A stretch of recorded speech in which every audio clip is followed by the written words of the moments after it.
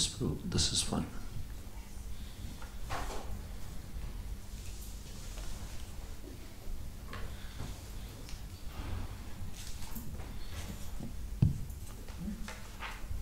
Jai Radha Madhava Kunja Vihari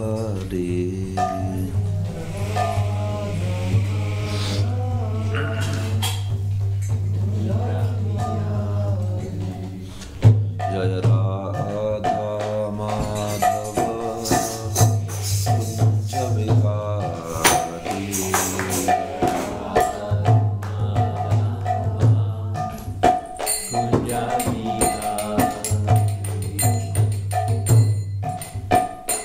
Jaya Gopi Jana Vallabha Girivaradhari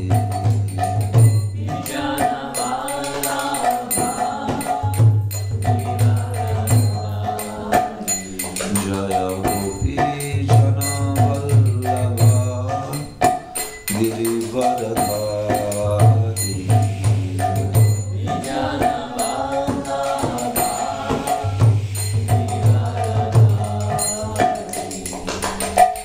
Yashodanandana Vraja Janaranjana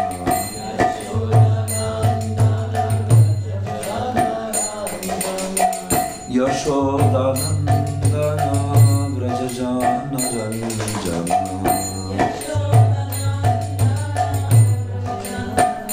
Yamuna Tira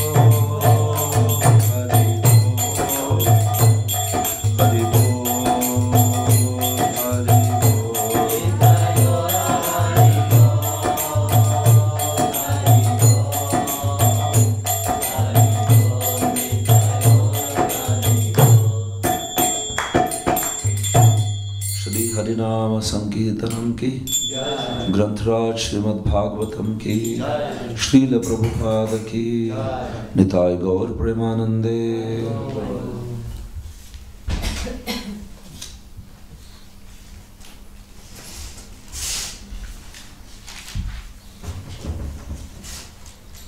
ओम नमो भगवते वासुदेवाय। ओम नमो भगवते ओम नमो भगवते वासुदेवाय।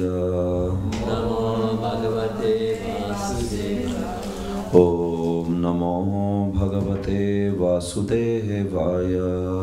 नमो भगवते वासुदेवाय। नारायणं नमस्कृत्य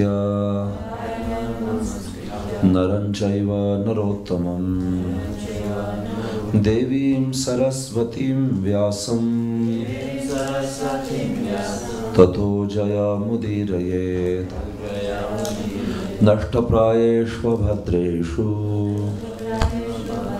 Nityam bhagavata sevaya Bhagavati uttama shloke Bhaktir bhavati naishtiki Krishnaya vasudevaya Devaki nandanaya cha Nanda gopakumaraya Govindaya namo namaha. Hare Krishna. Reading from Srimad Bhagavatam. This is Srimad Bhagavatam, Canto 4, Chapter 29. Chapter entitled Talks Between Narada and King Prachina Barhi. And this is text number 4. Please repeat. Yada jigrikshan purushaha Katsnena prakritir gunan Navatvaram dvihastangri Tatra manuta sadviti Yada jigrikshan purushaha Katsnena prakritir gunan Navadvaram dvihastangri Tatra manuta sadviti Yada jigrikshan purushaha Katsnena prakritir gunan Navadvaram dvihastangri Tatra manuta sadviti. Yes. Please recite. Yada jigrikshan purusha Karsnenya prakritir gunan Navadvaram dvihastangri Tatra manuta sadviti.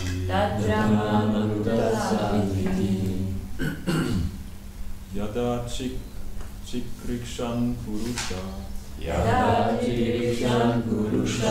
Katsnena prakritir gunan Navadvaram dvihastangri Tatra manuta sadviti. Matachis. Yada jigrikshan purusha Katsnena prakritir gunan Navadvaram dvihastangri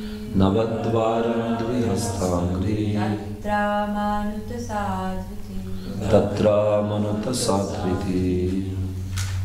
Thank you. Word to word meaning. Yada, when. Jigrikshan, desiring to enjoy. Purushaha, the living entity. Katsnena, in total. Prakritehe, of material nature. Gunan, the modes. Navadvaram, having 9 gates. Dvi, 2. Hasta, hands. Angri, legs. Tatra, there.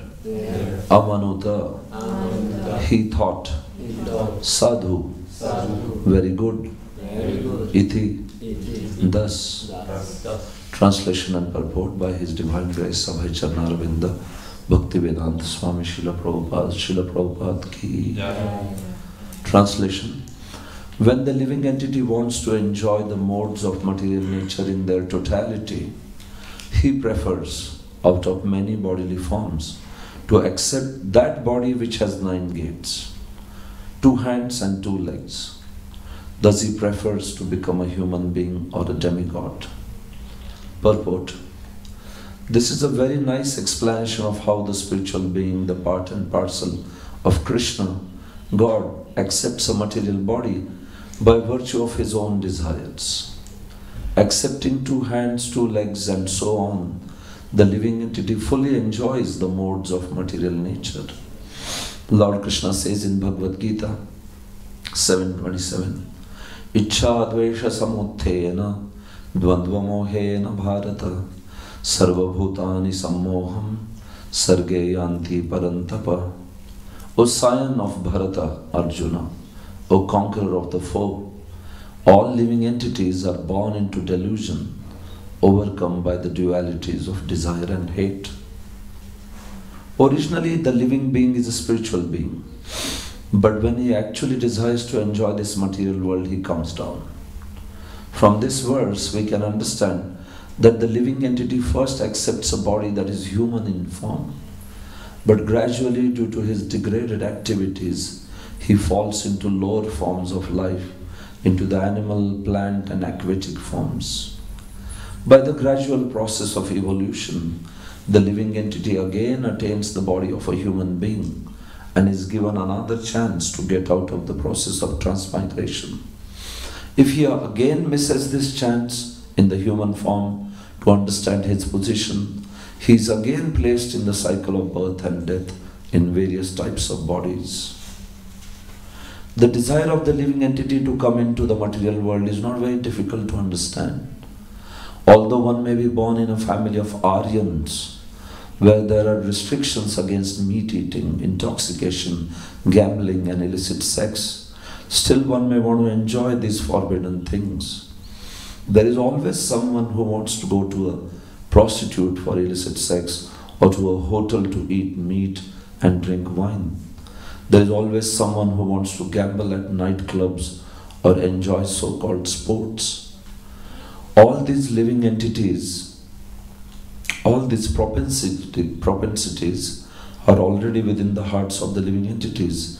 But some living entities stop to enjoy these abominable activities and consequently fall down to a degraded platform. The more one desires a degraded life within his heart, the more he falls down to occupy different forms of abominable existence.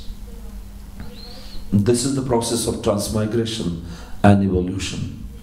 A particular type of animal may have a strong tendency to enjoy one kind of sense enjoyment, but in the human form, one can enjoy all the senses. The human form has the facility to utilize all the senses for gratification. Unless one is properly trained, he becomes a victim of the modes of material nature, as confirmed by Bhagavad Gita 3:27, Prakritehe kriyamanani gunai karmani sarvashah ahankar vimudhatma karta hamiti manyate. The bewildered spirit soul, under the influence of 3 modes of material nature, thinks himself the door of activities that in actuality carried out by nature.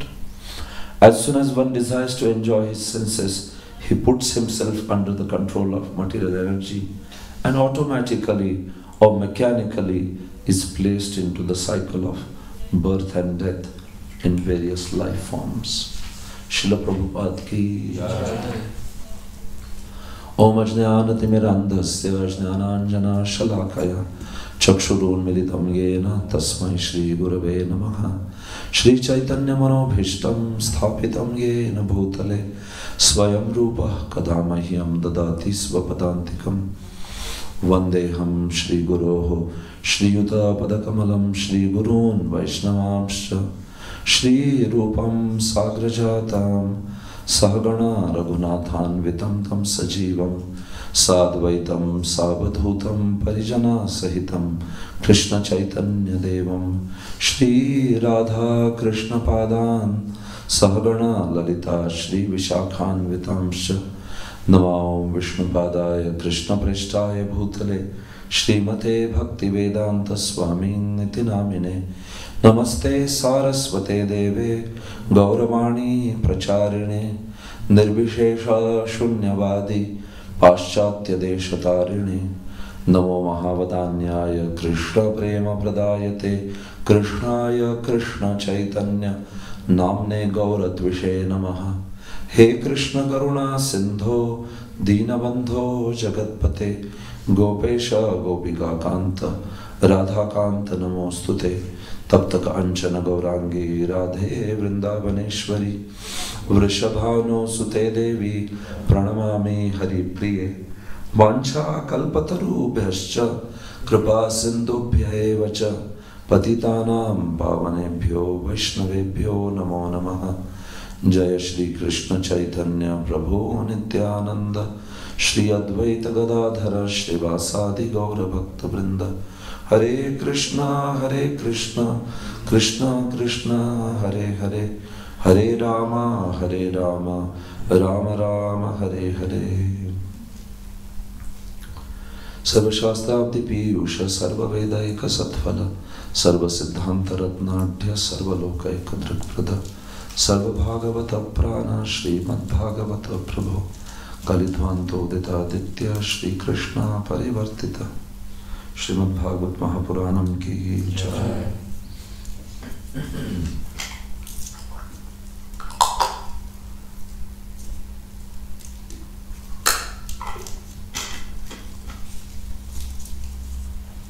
Hare Krishna. So my humble obeisances to all the devotees, and I am very grateful for the opportunity to speak here at Zurich Temple, surrounded by all these wonderful devotees, all of you. So I seek the blessings of their lordships, Shri Jagannath Baladev Subhadra, Shri Gaunita, and also Srila Prabhupada and all of you, that I could speak something worthwhile on this topic. So this is Srimad Bhagavatam, Canto 4, and this is chapter 29, almost towards the end. So Srimad Bhagavatam, if you see, it has 10 topics, very popular. Srimad Bhagavatam has 12 cantos and 10 topics. So the 10 topics are mentioned in the second canto, 10th chapter. First verse, Atra Sargo Visargascha Sthanam Poshanam Utaya Manvantareshanu Katha Nirodho Muktirashraya. And there are 10 topics of Srimad Bhagavatam, and from second canto onwards, these can be ascribed serially. Like second canto speaks about Sarga, creation. Third and fourth canto speak about Visarga, secondary creation. Similarly, fifth canto speaks about Sthanam, Shri Jagannath Baladev Subhadra Maharani ki, Shri Gaunita ki jai. So, and then go on, sixth canto talks about Poshanam, nourishment. Seventh canto talks about inclinations, Uti, and like that. So, the most important topic of Srimad Bhagavatam is called Ashraya, which is directly about Krishna and Krishna's pastimes, his dealings with devotees. And that is primarily discussed in the 10th canto. But it is also discussed at other places wherever there is the topic coming up. So, although you may find these descriptions like creation, secondary creation and everything, but here also, wherever there is opportunity, the topic of pure devotional service, Ashraya, the shelter, Samam Bonam, is also discussed everywhere in the Bhagavatam, like that. So, it's glorified that, in Ayurveda there is a very popular herb. There are a number of herbs called as Dashamula, 10 roots are there.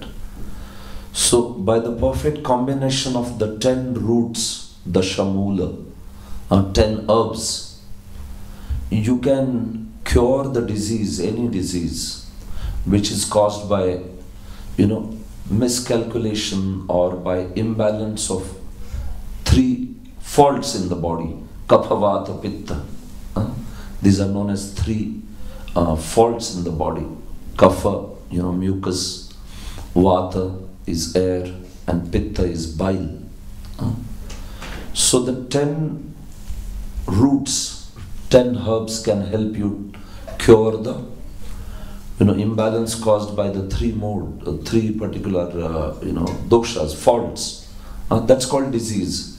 If you study Ayurveda, every disease in the body can be connected to this mucus, bile and air, an imbalance of them. So similarly, it is glorified that the 10 topics of Bhagavatam can cause the complete eradication of disease caused by combination of 3 modes. 10 roots are compared to 10 topics of Bhagavatam.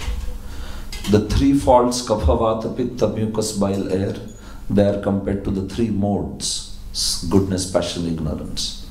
So, the imbalance of the 3 faults causes the disease in the body. An imbalance of 3 modes is said to be the disease of material existence, bhava roga. So Srimad Bhagavatam's 10 topics, they cure that disease. So especially in this 4th canto, there is description of secondary creation, the descendants which come from Brahma and all of them, Brahma and Brahma's sons. So this is a philosophical section in which Narad Muni, first he told a story to King Prachin Barhi. You know this context. Sometimes you cannot tell some people directly something. They won't like it. Especially if somebody is very intelligent and you tell him, hey, you are a fool. So then what will happen? They might become offended like that. So, you have to tell them indirectly. If you want to tell them, you want to correct them, then what happens is, you have to tell them through a story or something like that. So then what happens is, then the person may become a little bit inclined to hear. You can't speak directly. So you tell some story or allegory through which you can teach a person. So that's what Narad Muni is doing here. Prachin Barhi considered himself to be like a very learned man. He was very, very learned in this ritualistic activities, performing sacrifices for the purpose of getting material enjoyment. So for Narad Muni, if Narad Muni would have told him directly, oh, this is nonsense that you are doing.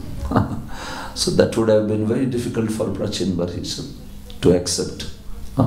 So Narad Muni told, see, I will tell you a story. So, oh, okay, story, very nice. He became interested to hear the story. So Narad Muni told him all the story of this Puranjana. And then he was hearing story, yes, there is king, there is queen, the friend of king, queen. Everybody likes story, right? Stories. And then after the whole story was over, then Prachin Barhi sort of understood, maybe the story is about me only. This story is actually is about me. He is telling, but still he didn't understand everything very fully. So he asked Narad Muni, you have seen that in the first verse, that I don't understand it fully. I understand some little bit, but I don't understand it fully. Can you please explain this way? Then Narad Muni is explaining the story now.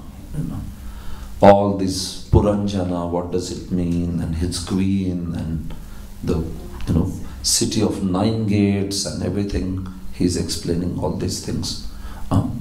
And we see that the effect is very amazing. At the end of this story and explanation of the story, Prachin Barhi is completely inspired and convinced that he should not be caught up in materialistic activities, but should take up to the pure devotional service.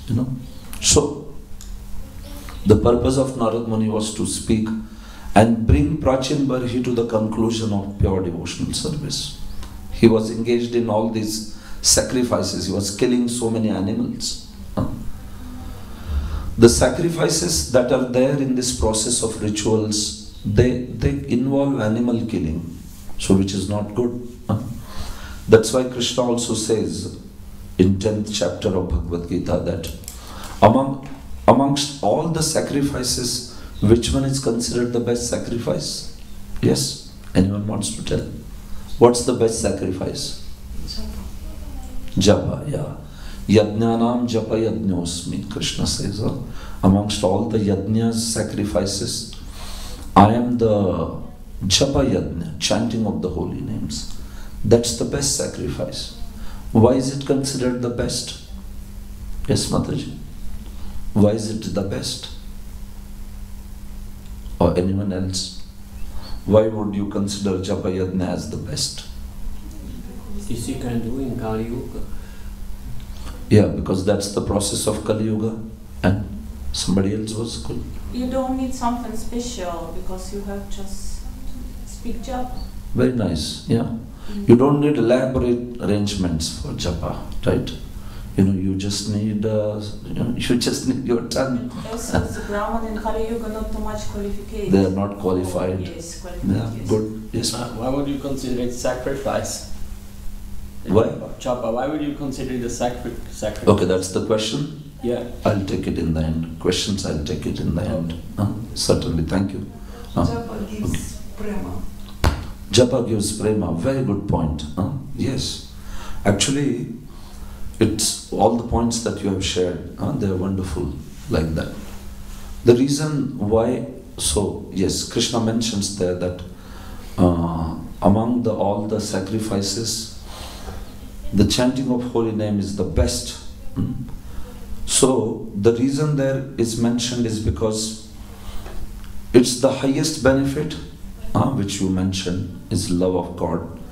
And japa can give you love of Godhead, which is the highest benefit. All these mundane sacrifices, they can only give some material enjoyment or elevation to heavenly planets. But the japa yajna can give you, japa yajna meaning chanting of the holy names, it can give you the love of Godhead. And secondly, it does not involve any animal killing. That's the reason that is mentioned there by Prabhupada, also by Acharyas like Baladev Vidyabhushan. It does not involve animal killing. It is free from unnecessary violence. While the other sacrifices involve violence. And that's why japa yajna is considered to be the highest, because it is free from that. Although it gives the highest benefit, it also is free from the aspect of, you can say, animal killing, like that. And why do you consider it as a sacrifice? I can address that now. So you consider japa yajna as a sacrifice because sacrifice, the meaning of sacrifice is the process by which you please the Supreme Lord. So in prior ages, that sacrifice was, you take that oblation and offer it in the fire and say, swaha, swaha, you must have seen that. Now in Kali Yuga, that kind of sacrifice won't work because there are no qualified priests, there are no qualified, even ingredients are not pure and everything. So in Kali Yuga, if you want to please the Lord, if you want to satisfy Him, the process is by chanting the holy names. We chant the holy names. Hare Krishna, Krishna Krishna, Hare Hare, Hare Rama, Rama Rama, Hare Hare. So the process which was there in prior ages of performing actual sacrifices gets changed in Kali Yuga because there is no one to perform qualified sacrifices. So instead you just chant the holy names and that becomes the process to please. So yajna or sacrifice means it is a process to please the Lord. And japa yajna pleases the Lord, so that's why it is known as sacrifice. The word sacrifice there has a specific sense there. That does not mean, it basically means process for the pleasure of the Lord. That's that sacrifice. That's the meaning. So Narad Muni wanted to inspire this king who was caught up in these sacrifices, that he takes up the process of chanting the holy names. And worshipping the Supreme Lord. That's why Narad Muni is telling him this story. That's the purpose. And we see that at the end of the story, the king comes to the right conclusion.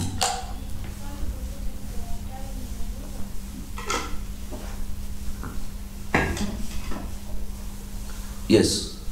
So here in this particular verse, you can see what is mentioned is that how does the living entity get so many material bodies? So the desire of the living entity, Prabhupada is quoting in the beginning from Bhagavad Gita.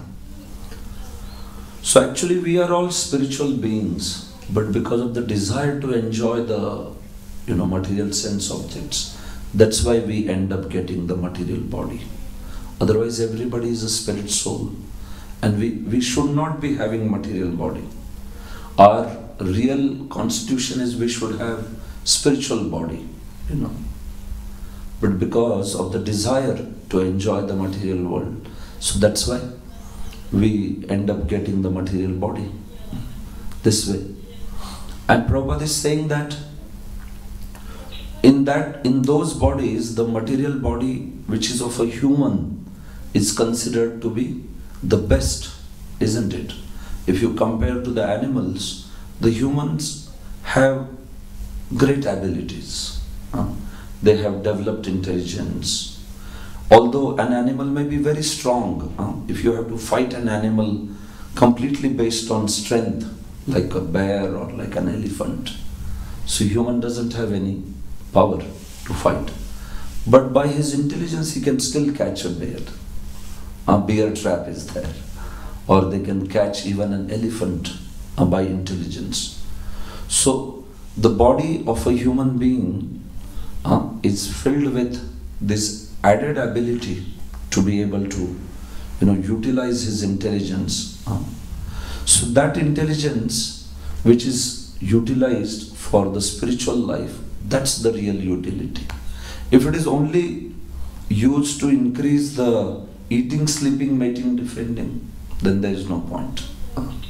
Because those activities even animals are doing.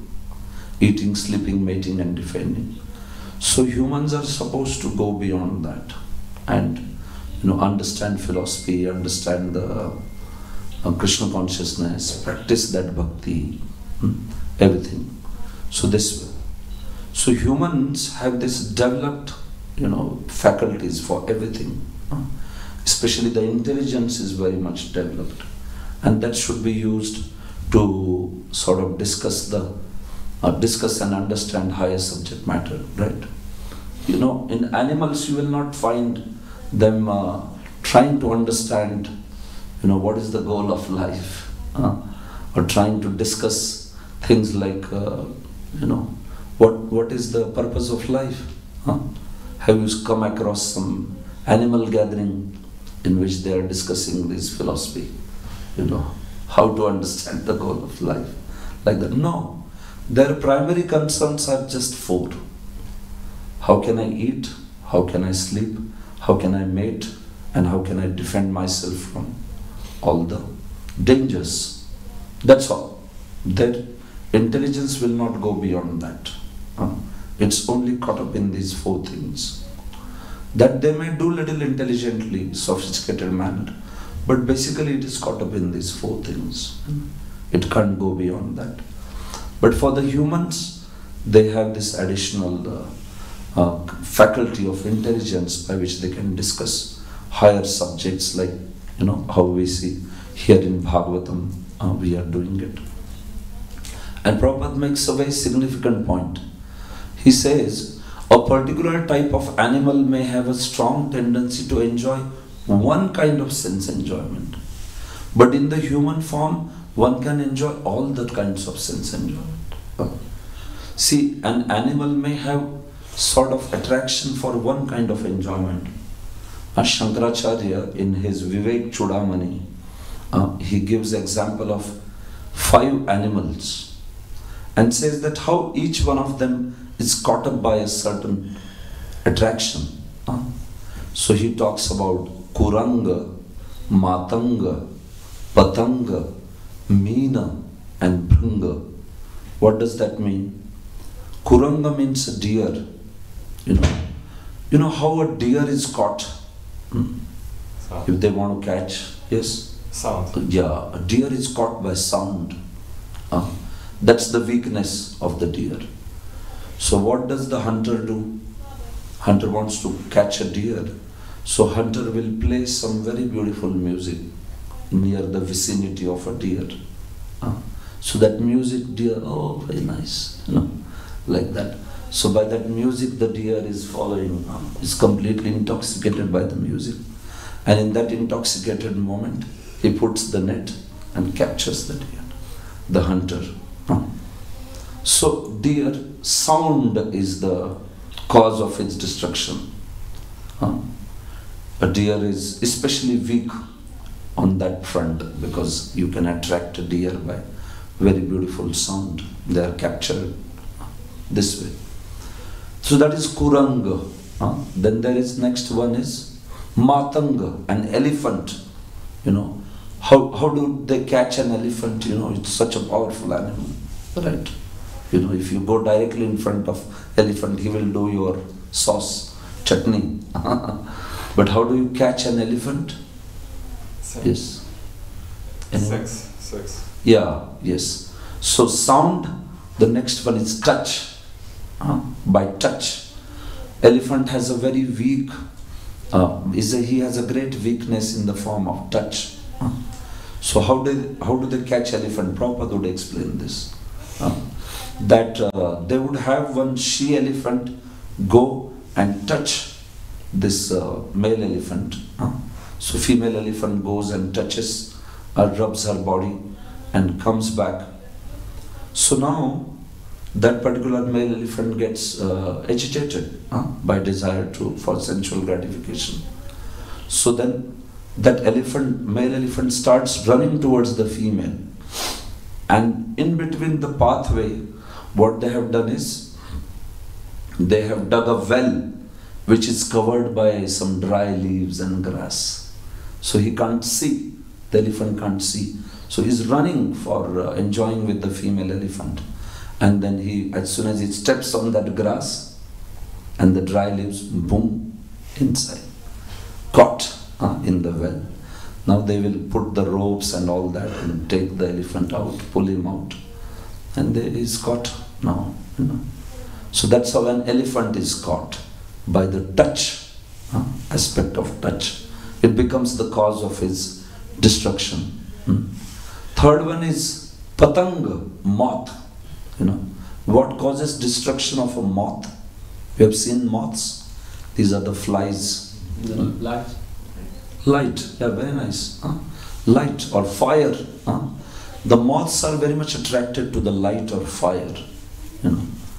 So fire has this, beautiful, attractive form, right? Fire is very, it can be attractive. So moths, then they get attracted to that fire and they enter into the fire. Very happily, and finished. They are burnt because that fire has the ability to, burn. So as soon as moth enters, we see that moth is burnt by the fire. Many times moths, some light or some fire, you will find them dead around that. So the form, that attractive form of the fire, that causes the downfall of a moth. So we are seeing how these 5 kinds of sense objects are destroying each one of the animal or species. So that is Patanga. Next is Meena. Meena is the fish. How is a fish destroyed? This is quite simple. By food, by tongue. By food, yeah, by the taste. Taste becomes the cause of his downfall. You put a bet, and then you put that on a hook, and you put that in water. Outside. Fishermen do it. We are Krishnatarians. We don't do it outside. Those who catch the fishes. Prabhupada said, we are not vegetarians, we are Krishnatarians. Prabhupada would say, Krishnatarian, meaning we eat only Krishna Prasad. We are not even vegetarians or vegans, more than that. We offer food to Krishna and then only we eat it, this way. So, a fish is caught by that taste aspect. Some sort of food is kept on the hook, and then as soon as fish goes to eat it, caught, you pull it, finished. Fish is gone, destroyed by the sense of taste. So that was the mean. And finally the bringa. Bringa is a bumblebee. How a bumblebee gets destroyed? Smell. Smell of what? Honey. Honey, yeah, very nice. Smell of that honey, which is there in something like lotus. So it has a great honey. So bumblebee goes there with that smell, intoxicated. And then when she goes there, she is drinking the honey and is like intoxicated by that. And in that intoxication, she forgets that this lotus is going to close. Lotus blooms in the sunlight, but closes in the night. So then that bumblebee, which was intoxicated by that honey, gets caught up when in the night, the lotus closes. Then she gets caught up, she can't come out. And also, although bumblebee may have the ability to even easily tear through the lotus, but still, because of that intoxication, intoxicated person is incapacitated, right? Somebody is in intoxication. So similarly, bumblebee also, it just caught up and she can't come out of that lotus. And next day morning, when the lotus again blooms, you can see that the bumblebee is dead, completely choked to death there within the lotus. So that's what. So 5 examples we saw. How each one of the senses, the sense objects can destroy. So somebody can tell all 5, just enlist. Which all examples we saw? 5 animals. Yeah. Began with? Deer. Yes, second. Elephant. Third. Moth. Yeah, fourth. Fish. Fifth. Fifth was? Bumblebee. Yeah, bumblebee. These 5. So each one of them, they have a particular weakness. Each one of them. But humans have all 5 weaknesses. You can see, humans can be caught up by any of these. So that's the precarious condition of humans. Prabhupada is saying. Human form, one can try to enjoy all these senses and they can be caught up by any of this. This way. They like to hear beautiful music, they like to taste, they like to gratify senses, they like to see beautiful form, they like, sensation of touch, everything like that. So in this way, that's why, how we can see that the condition of humans is that they can be caught by Maya by giving any of these enjoyments. So that's why it's very important that we engage our senses in Krishna's service. The positive solution to this is you engage the senses in Krishna's service. So engage all the senses, By all the senses we engage, ourselves in Krishna's service. We use our sense of smell in smelling the flowers, in smelling the tulasi. We use our sense of taste in tasting Krishna Prasad, also chanting the holy names.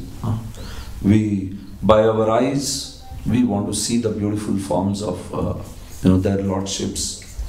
By the sense of touch, it is said that Ambarish Maharaj always touched the lotus feet of the devotees. also always touch the Lord's lotus feet, Lord's form, and serve that form. So that sense of touch can be utilized for touching the feet of great devotees, as well as touching the form of the Lord and decorating this way. And then Patanga, Matanga. Yes, so we covered all the different ears, that was remained, right? Ears can be used for the purpose of hearing Krishna Katha, hearing Krishna Kirtan, hearing glorification of devotees. So in this way, if one is engaged, then one does not have any risk of falling down, like that.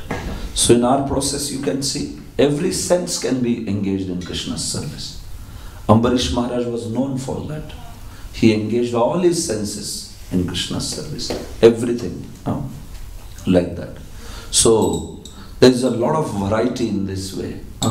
Somebody feels that Jai Shri Shri Jagannath Baladev Subhadra Maharani ki Jai, Shri Shri Gaurnitai ki Jai. If somebody is not very greatly attracted to philosophy, fine, then you are attracted to kirtans, so there are kirtans. Somebody is attracted to philosophy, can hear philosophy. Somebody wants to serve the deities, can serve the deities. So there is engagement for all the senses in Krishna consciousness, like that. But it all begins with Shravanam, begins with hearing. So it's very important that we give importance for hearing, because that if you do that nicely, all other processes will happen very nicely. It's fundamental. Shravanam is considered the basis of all other limbs of devotional service. Shravanam means hearing, the first one. So if you hear nicely, then you will chant also very nicely. You will serve the deities nicely.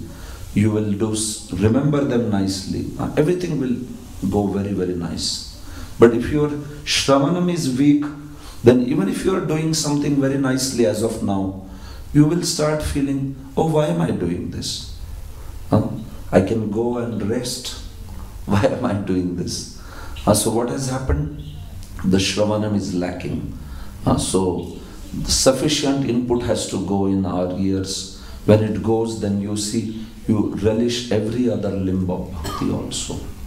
So our process is that we chant Lord's glories, we hear Lord's glories, we are constantly singing these glories and hearing these holy names. That's our process.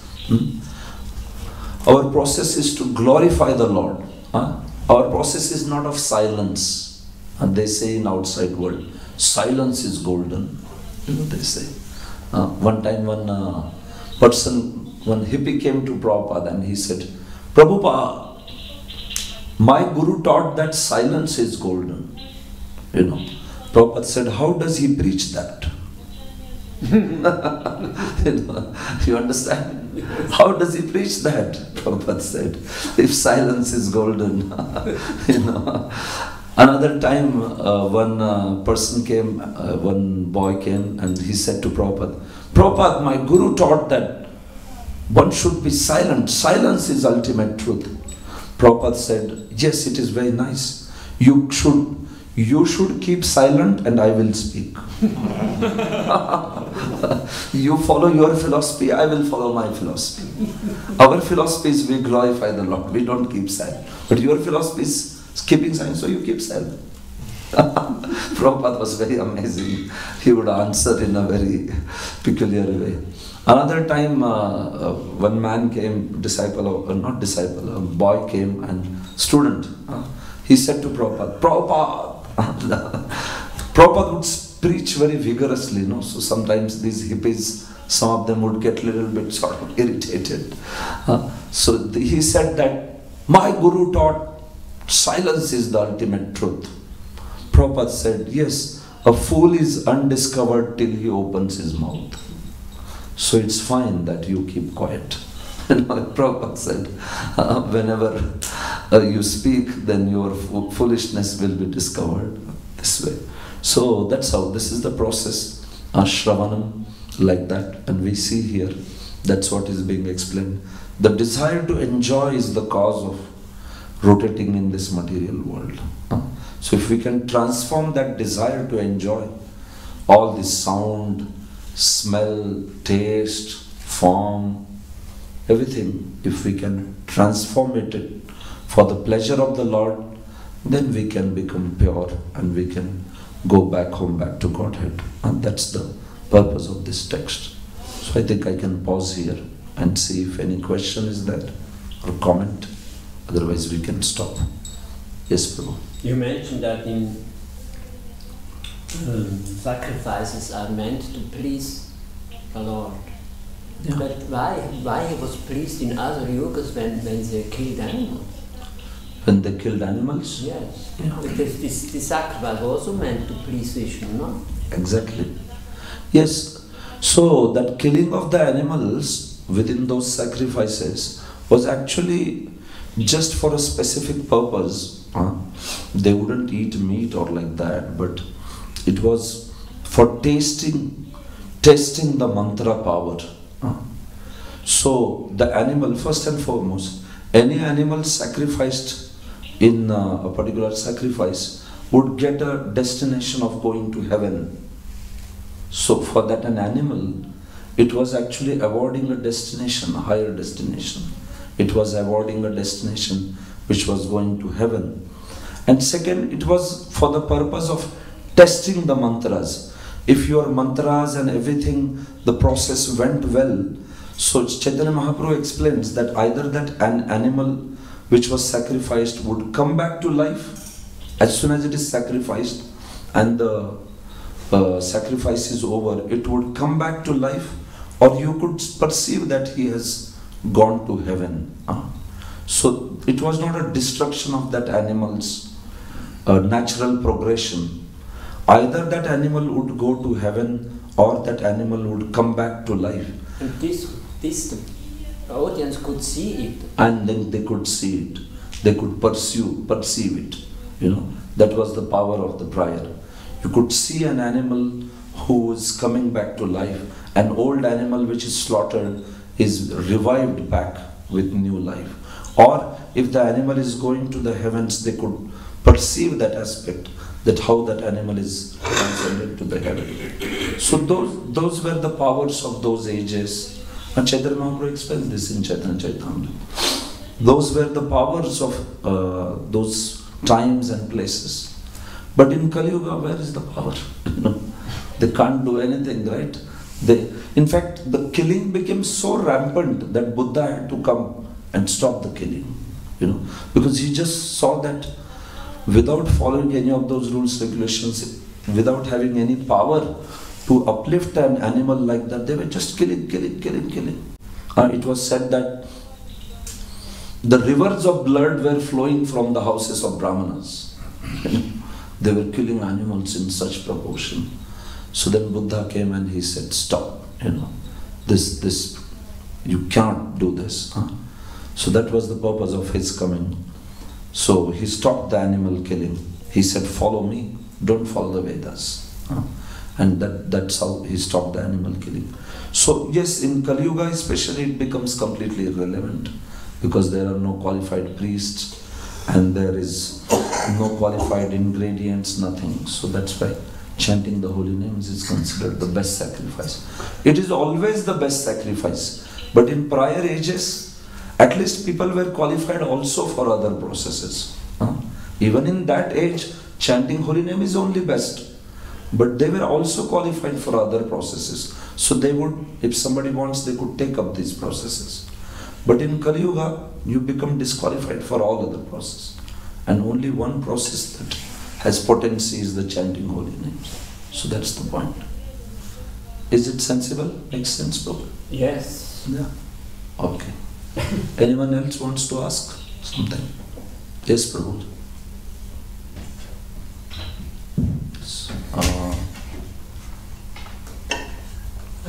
Говорят, что прасад это сам Господь. Прасад. They said that prasadam is Lord Himself. Yeah. Как его принимать правильно, чтобы была связь с Господом?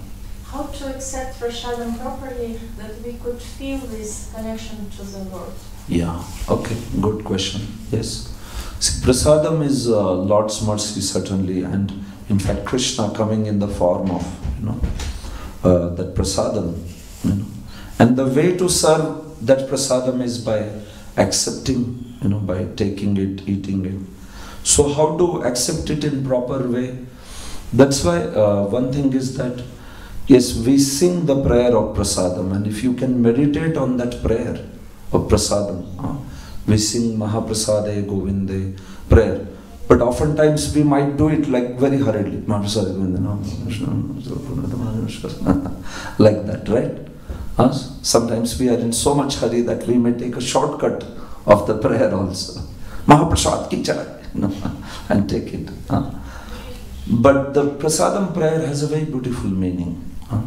If we can chant slowly and sort of meditate on that meaning. That's why many places they have a common prayer that they sing before prasadam, right? Very slowly they will sing that. Mahaprasade Govinde, then you have some time to meditate on that. Of course, for that you have to know the meaning. So you can read the translation and you can know the meaning, so that when you are singing, then you also meditate on that. And then in that consciousness, with gratitude, we can take prasadam. So that will be very wonderful. See, this process is there in every walk of our life. Even prayers, anything we sing, we should meditate on the meaning.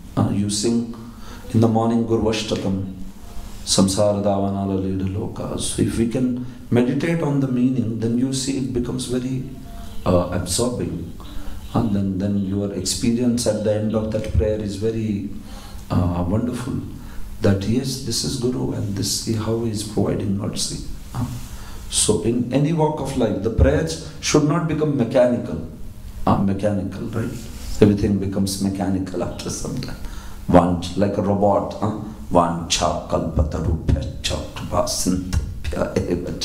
How a robot? No, when you bow down and say that, you meditate on the meaning. Yes, these are actually desire fulfilling trees. They are oceans of mercy. And are full of compassion for fallen conditioned souls like me.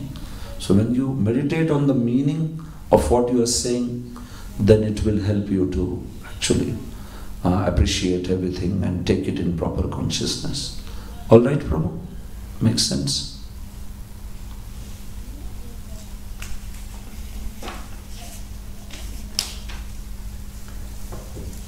Я хотел спросить, Yeah. He had something additional?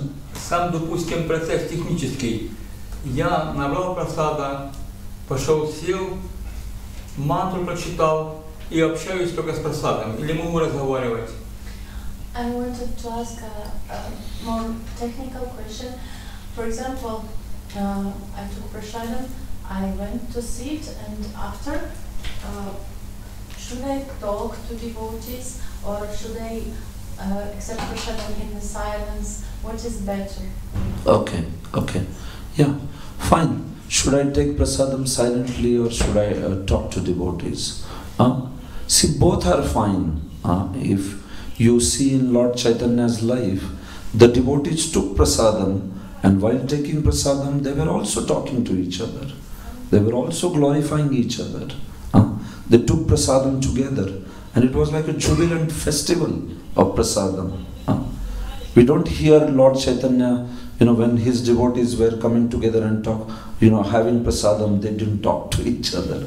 They were like keeping mum or like that. No. So that is sure, certainly while taking prasadam, we are advised that we don't talk so much. Prabhupada would take prasadam and he would keep quiet while taking prasadam. But there are also occasions when we take prasadam together with Vaishnavas. We might not take alone. When we are taking alone or like that, then we may follow that standard of not talking naturally. But when we come with devotees, then it's possible that you can reciprocate with devotees. More than the technical aspect of taking prasadam silently, what is more important is, we have loving relationship with devotees. So if some devotee wants to talk to you or like that during prasadam, it's fine. It's not considered an offense or like that. Finally, we have to know the essence. The essence is to please devotees. So if you take prasadam very quietly and somebody wants to ask you something, talk something, and you never talked, saying, no, prasadam, you should not talk, so then it will become like, you might, sort of, it's not very pleasurable. So you can see even very senior devotees or, Prabhupada disciples, when they are taking prasadam together, we see that how they also have some dealings going on, Vaishnavas. Sometimes during the entire day, only prasadam time devotees come together. Yes. And that time also if they don't talk, then it's like, you are wondering, who is this man? I never see him like that. So that's why it is fine. See, different temples may have different systems also. Like I see that in the temple that I come from, in Chopati or Pune, they have first serving, they read some book like Prabhupada Lilamrit or Krishna book. So everybody hears that while taking prasadam. And after that, in the second serve or so, after hearing 30 minutes, they then leave the devotees. Now they can talk, or they can, whatever way they wish to, peacefully take prasadam. It's like that. So yes, Prabhu, both is fine. It's not a problem. When we sit with devotees, you can have prasadam, and you can also talk to them. It's more, the essence is more of a loving relationship with devotees, rather than very technical aspect of speaking or not speaking while taking prasadam, like that. That's the point. Okay, Haribol. Ja, thank you, Haribol. So I think we should stop here. Yeah, it's already time. For breakfast? Yes. Granthra Srimad Bhagavatam ki jai, Srila Prabhupada ki jai, Nitai Gaur Premanande.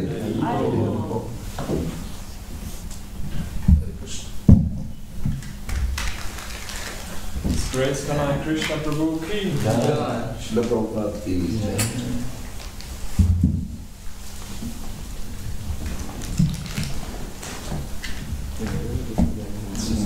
Ich habe es gespürt. So we have breakfast, prasadam now? Yes. Okay, 8:30 is the time? Yes. Oh, okay. Very nice, early breakfast. So that then there is early lunch also, 1 o'clock, right? Yes. They have shifted it. Like before it was 9:30. greeting at 7 and then breakfast at 9. Okay, yeah, because typically it is at 9:30 sometimes in some of the temple. Yeah. But because of too less time for service, then Yes. there is more time for service. That's good actually. That's good. I like it more before. Even like 8 o'clock or something. To rest or something like that. 8 o'clock? Breakfast at 9. So take the greeting at 7. Wait to like a quarter hour more. We had one time in ashram where the breakfast was being served early morning, like 8 o'clock.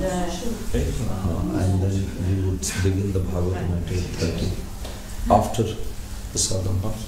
But then what started happening was everybody was delaying prasadam and they were also sleeping. Like that. Yes. One more question. Yes, Prabhu. Говорят, что They say, Prabhuji is speaking which language? Ukrainian, Russian. He's from Ukraine. Okay. Me also. Okay. говорят, что тело, They say that body, это дерево желаний. it is a kalpavriksha. И Господь его Who is Kalpavriksha? Body? Body. Okay. It's like a tree of desires. Yeah, that I understand. But that he is comparing the body. Body. Вы сравниваете тело с деревом желаний. Ну, получается, что Господь так устроил, да, что я только что в теле подумаю, оно исполняется, или, или там What I постепенно. think it can come to the life, like slowly but boldly it comes to the life. Okay. What we want, it comes true. Okay. Говорят, Our что, desires come true. говорят, что мое сознание, And they say that оно my порождает мою consciousness, действительность. it creates my reality. И Прабхупада And говорит, Srila что Prabhupada says, возле вас все, что вы хотите. near you you have everything what you want. Okay. Если поменяется «хочу», If you will поменяется change действительность. what you want, all reality will change. Change, yeah, agree. So what's the question? Он согласен. В чем вопрос? Вопрос в чем? Что, And the допустим, question is, бывает, что я там что-то там говорю, слушаю, I'm saying и something, вот эти мысли я снова начинаю в голове проворачивать, они негативные там, и something потом они bad, приходят. and Will it come in to my you? head this comes to my mind again and again. So what to do in this situation? Because after these bad thoughts, they create my reality. They are like sticking to my mind. Okay. Yeah, Prabhu. So, in such cases, В таком случае see the reason why a bad thought is coming. причина, почему плохие мысли приходят, Prabhupada said that we may not be able to ascertain the cause of мы it. не можем причину просто вот как-то вот взять и убрать. Like Prabhupada says that sometimes you see gold and sometimes you see mountain. Золото, а иногда мы видим гору. And then you imagine a golden Вы mountain. можете просто представить себе золотую гору. Ну да. So combination of two things has То come. есть комбинация двух вещей приходит. So Prabhupada says that the mind Прабхупада говорит, что can concoct some things and then one may он see in может что-то dream. вот перепутать, что-то он может соединить во сне. Yeah, so now we don't have anything to do with golden mountain, but mind has combined it actually. Мы не создавали эту золотую гору, просто наш ум создал. Yeah. So that's why Prabhupada said that. Prabhupada said, see, more important than what you are seeing or some thought is coming in your mind again and again, or if you are seeing something in a dream. More important than that is what you do when you wake up. Когда вы проснулись. Yeah. So in our waking up situation, Prabhupada said, if you can fill up your mind with positive plans for seva, строить позитивные планы.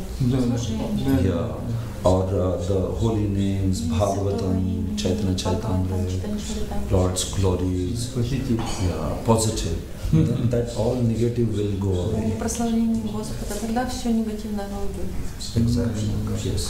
Получается, что я что имею в So виду? it is like this. Допустим, я слушаю лекции. Listening to the lecture. Что там сказал там лектор такое, там уже такое непонятно, ну типа негативное. У меня ум это хватает, да, начинает это все раздувать, он чуть посильнее. Каким это путем мне победить? Выгнать молитвою. Каким путем действовать? So he said lecturer says something negative? Вы имели в виду реально лектор что-то негативное? Не, ну допустим там пример такой, да? Я иду на санкиртан, и я. For example, I'm going to Sankirtan. Захожу до бизнесмена. And coming to the businessman. А мне ум говорит, And my mind да он такой мру, он не возьмет к ним. Bad guy, he will not He will not. И он на меня как понес на меня. Я вообще бежать от него. And exactly, it happens that this businessman is answering in a rude way from А потом я остановился и думаю, классный парень, хороший человек, книгу возьмет. Он говорит, иди сюда. And after I'm thinking, no, he is good guy. And after he's saying, come back. Я поворачиваюсь, даю книгу, он меня обнимает, я пошел. And after he Получается, я me. сам. So this situation shows that I'm myself. Я сам негатив. So Have this negative. Okay, I understand. See, if it is happening, Если это происходит, it is amazing то это просто like that. какое-то загрязнение. But Krishna will also show you that it is not so much your desire что это only. не ваше желание, только не Yeah. ваше желание. Sometimes you will see somebody, oh, this guy will not take, and he will say, give all books, complete set. It will. Если будет желание Господа, то тогда он скажет, дай вообще целое набор этих книг. Да, ну, It will happen. да. So Так, that's если Господь, то тогда. Yeah. When a Lord wishes, then yes. Yes. So that's why when we see anyone, Когда we мы just видим see that, кого-то, here is a wonderful opportunity for это me to прекрасная возможность give this book, дать and may Lord inspire this и person. вдохновить We will эту not make judgments. личность. No, that's it. То есть мы никак не судим. So we tell ourselves, even if he just sees the book, he will get some credit, devotional credit. Книгу. Like Даже that. просто увидеть, тогда у него уже какая-то появится вот это вот агьята сукрити. Like a Gyat Sukha. Агьята сукрити. Exactly. So that's why we just are very positive about everyone. Мы просто должны быть позитивны насчет всего. Благодарю за хорошую лекцию. Харе Кришна. Thank you so much for everything. I understood that one. That I understood. Thank you, Prabhu. Your good name, Prabhu? Как ваше имя? Гуру Нишка. Guru Он Nishta. просто гуру. Guru Nishta. Thank you. Yes. Your mother's name? Гаура прямо на меня. Thank you for translating. Thank you so much. Can Yeah. you explain me the connection between the two first Adhikarana of analysis of Bhagavad Gita and the Dasha Mula Tattva of Srila Bhaktivinoda Thakur? Yeah. Short, not too long, but you understand, the first two Adhikarana of analysis of Bhagavad Gita and Yes. So by adhikaranas we can do multiple things. See, adhikaranas, they primarily come in Vedanta Sutra. That's their style. When you talk about Bhagavad Gita, you can talk about adhikaranas in terms of chapter, in terms of verses. So what is that exactly you're asking? because we now starting the analysis of Bhagavad Gita. Analysis of Bhagavad Gita. Of Srila Prabhupada. Yes. And like the question was, I didn't find the answer, how we connected the first two Adhikarana of Srila Prabhupada, of analysis of Bhagavad Gita, and how connected this the first two Adhikarana and Dasha Mula Tattva. So I think I'll have to see the context. Sometimes, adhikarana, somebody may sort of have analyzed it and then he has given this is the adhikarana 1, this is adhikarana 2. Some sort of, it's not a standard. Adhikarana, you don't talk about Gita actually. Adhikaranas are for Vedanta. In Gita, you talk in terms of chapters, verses, like that. Adhikarana is a system which is more for Vedanta Sutra. So if somebody has used that system in Gita, then that must be that particular person's analysis in that manner. Mm-hmm. So unless until I see it, I will not be able to sort of answer it. Yes. You talk about Adhikarana, then that's the style of Brahma Sutras or Vedanta Sutra. Who is the teacher? It's Bhaktivedanta Academy in Mayapur. Bhaktivedanta Academy. The second course. Maybe then, Mataji, you check with them what exactly they are trying to say. Okay. Yes, no problem. Hare Krishna.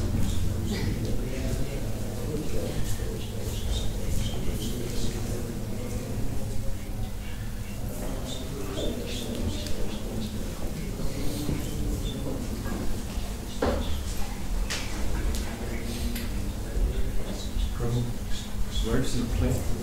My place is with yeah, yesterday there was so much rush. Should I wash it?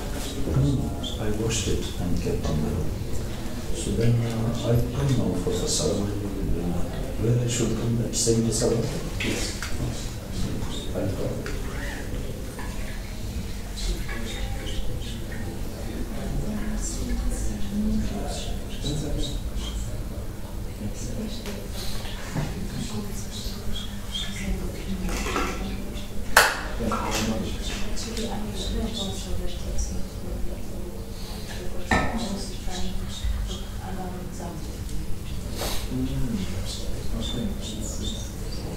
Yeah, it's just so recorded. I like it so much you don't need sugar. I maybe I probably will stay in this.